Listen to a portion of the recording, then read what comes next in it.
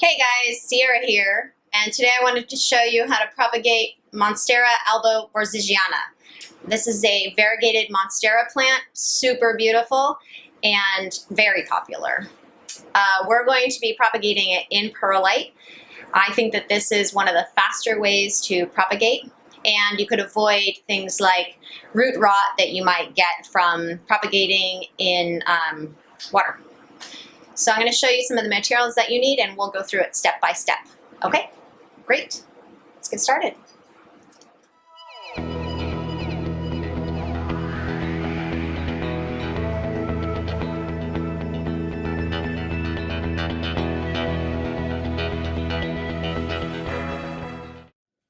All right, you can see here that I've got some of the materials laid out.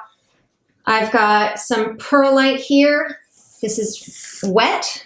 I actually just dumped a bunch in a bowl of water in the bowl and then scooped out the perlite from there. So it's not sopping wet, but it's thoroughly moist. I've got a few rocks to put on the bottom of the jar. I've got a jar. Basically, you just need something big enough to hold whatever you're going to be propagating. I've got my Monstera. I've got two different species here. I've got the mini Monstera as well. And this one, you can see, was having a really hard time propagating in the peat moss. So I took it out. I'm going to cut off the black rot and try it in the perlite. We have a fungicide here. This is a powdered fungicide that I stirred in with a little water to make kind of a slurry. We've got some plastic wrap, obviously. I've got a sterilized sharp knife, sterilized with either rubbing alcohol or hydrogen peroxide. I just sprayed it on there and then I rinsed it off. And I actually did that to the jars that they're going to be propagating in as well, just to make sure, it gets moist in that environment. You don't want other things growing in there. So now let's get to building the little propagation jar. Okay, so first thing, I'm taking my sterilized knife and I'm gonna cut off the black on the elbow. There's not a lot of black, so I really could probably leave this one and it would probably be okay. I'm sort of vacillating between that. I'm actually gonna cut off a little and see what it looks like underneath. So let's go ahead and do that.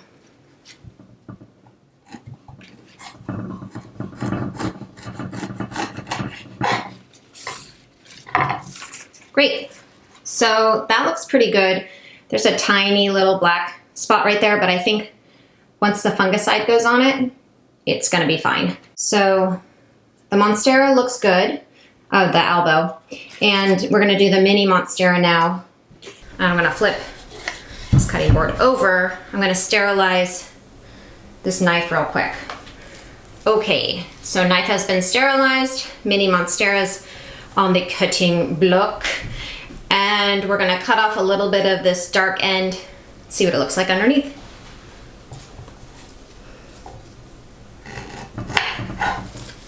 Ooh, so it looks really clean underneath, so the rot hasn't gone very far, which is great.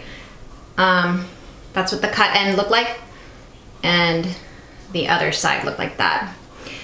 You definitely don't want to cut above this node. That node is really important for propagating. There's going to be a little aerial root coming out of there at some point. So, if you are going to cut, if you have more rot and you continue cutting, you're probably going to lose your plant.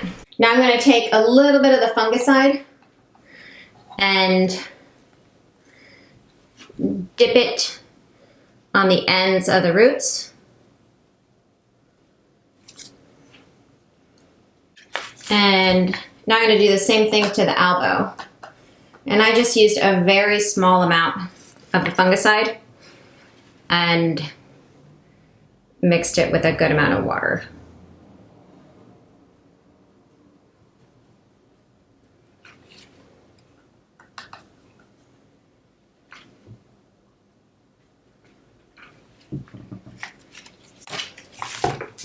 Okay.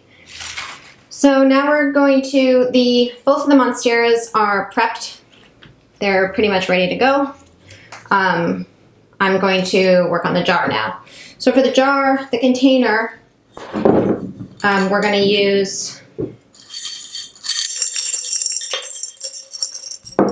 just going to put some rocks in the bottom like that and then fill the rest up with perlite.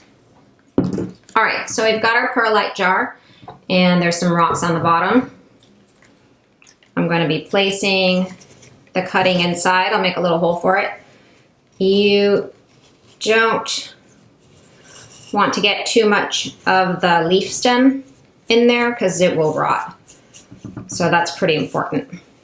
The aerial root can be in there or it can be out. All right, now we're going to put a little bit of plastic wrap around the top to seal in the moisture. And then I'll just place this around the base. And ideally, this plant is placed in very, very bright, indirect light. Some morning light is fine. Some morning direct light is fine. And you can check.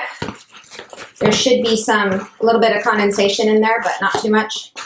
If the perlite seems to be drying out, add a little bit of water, but you shouldn't have to add too much. In fact, you might not have to add any water as the plastic wrap could keep the moisture in there. I'm actually going to compact it a little bit more. Okay. So that's done. I'm going to basically do the exact same thing to the mini Monstera. If you had a larger plant than this, you could stake it. So yeah, I'll do the smaller one now, but faster.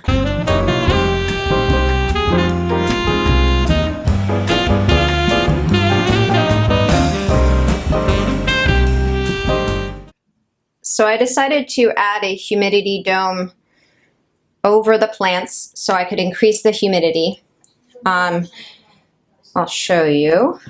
This is just the top of a plastic bin. And there's the plants underneath. You can see the humidity meter. It's usually between 80 and 90 degrees humidity in there. Right now it's dropped a little bit because I had it the top off for a little while. But the humidity in my house is probably closer to between 20 to 40 degrees humidity. So this really kicks it up in there. I am lifting it off once in a while just to cool it off when it starts reaching like 99% humidity. But with the added humidity, it should help the plants to root faster. So at least we're hoping for that. So that's just a plastic bin with the base of it over the plants. It's nice to get a bin that's just a little bit bigger so it doesn't get too wet inside. You don't really want condensation on the plants or the leaves for the whole time. And you also don't want the leaves touching the sides of the bin. That could create rot. All right, guys, so we have those 2 Monstera in perlite, hoping that their roots grow strong and fast. And I hope you liked this video and you learned something.